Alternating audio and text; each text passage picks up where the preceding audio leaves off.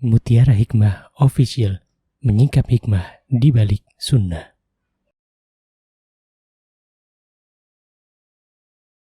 Salurkan donasi terbaik Anda untuk mendukung dakwah Mutiara Hikmah Official.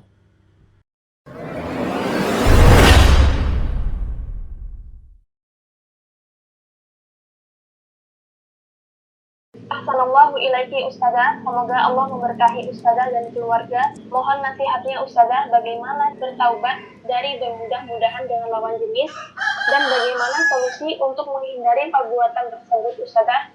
Syukron wa jazakumullahu khairan. Baik, akhwati fillah rahimani wa rahimakunallah.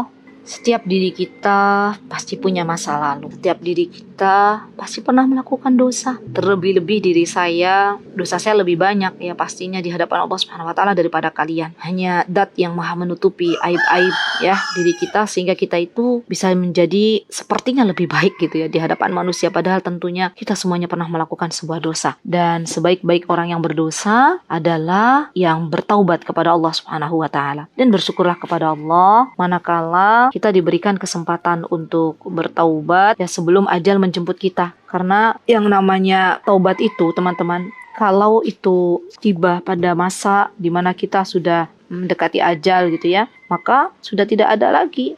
Misalnya ajal sudah datang, itu tidak ada lagi kesempatan kita untuk bertaubat. Atau misalnya apabila matahari sudah terbit dari arah barat gitu ya, maka ini pun sudah tidak ada lagi manfaat dari bertobat itu sendiri. Jadi pertama tadi teman-teman ketahuilah bahwa semua kita itu pasti pernah melakukan dosa, pasti punya masa lalu. Kedua, kita bersyukur kepada Allah karena Allah memberikan hidayah untuk kita bisa bertaubat ya. Kemudian teman-teman yang saya cintai karena Allah, di antara yang bisa kita lakukan juga ketika kita ingin bertaubat, maka kita pelajari dulu ilmunya. Kira-kira apa sih syarat taubat agar diterima oleh Allah Subhanahu wa taala? Ya, kita tahu bahwa di antara syarat taubat yang disebutkan oleh para ulama, teman-teman, di antaranya apa? Di antaranya adalah an-nadmu. An-nadmu itu artinya adalah menyesal, ya. Jadi syarat taubat, syurut taubat adalah an-nadmu ala ma fat, menyesali dosa yang telah lalu. Ya, menyesal. Ya Allah, kenapa kemarin saya bermudah-mudahan dengan lawan jenis saya? Ya Allah, kenapa saya dulu bermudah-mudahan membuka aurat saya di hadapan laki-laki yang bukan mahram?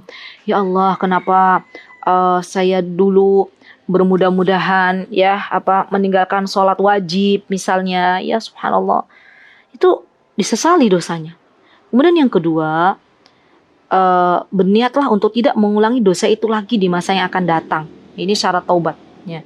Jadi kita harus benar-benar tahu, yakin bahwa kita bertekad gitu loh, untuk tidak mengulangi yang semisal.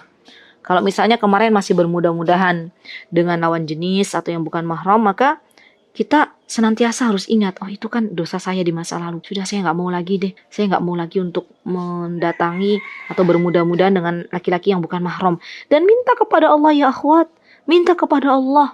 Allah zat yang menolong kita dari segala macam keburukan ya. Dari perlakuan-perlakuan kita yang mungkin kita akan terjerumus ke dalam dosa. Siapa yang menolong kalau bukan Allah? Siapa pula yang menjadikan kita bertakwa? Ya, kita tidak bisa bertakwa kecuali atas pertolongan Allah. Maka minta kepada Allah, wahai Rabbku, Dat yang maha mendengar, Dat yang maha melihat, tolonglah hamba agar hamba tidak lagi mengulangi dosa yang telah hamba lakukan. Minta kepada Allah.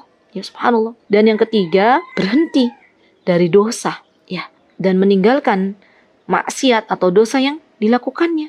Ya, jangan sampai kita bertaubat tapi kita tetap saja melakukan dosa tersebut. Itu belum disebut dengan taubatan nasuha. Ya, karena taubatan nasuha tidaklah terwujud kecuali dia melaksanakan 3 syarat ini. Ya, an-nadmu, menyesali, berhenti dan tidak mengulangi lagi apa-apa yang pernah ia lakukan di masa silam atau di masa lalu. Jadi itu ya yang bisa dilakukan ya teman-teman, dan mintalah tolong kepada Allah Subhanahu wa taala agar Allah menjadikan kita semuanya hamba-hambanya yang bertaubat dengan taubatan nasuha. Amin, Allahumma amin. Mutiara Hikmah Official, menyingkap hikmah di balik sunnah.